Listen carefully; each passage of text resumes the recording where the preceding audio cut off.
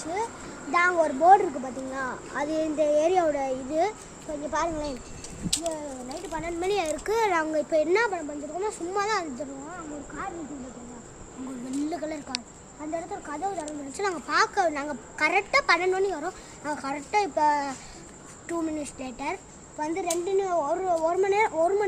1 மணி ஆயிருக்கு. இப்போ யாருமே இல்லை ஃப்ரெண்ட்ஸ், யாருமே இல்லை. இதான் ஒரு நாய் மட்டும் ஓடுது தனியாக. இந்த ஓடி வராங்க, இந்தா இது ஒரு அண்ணி வர்றாங்க. அந்த அண்ணி இப்போ அந்த அண்ணி இது ஒரு அந்த அண்ணி தான் இப்போ அந்த அண்ணி பேச மாட்டேங்கிறாங்க.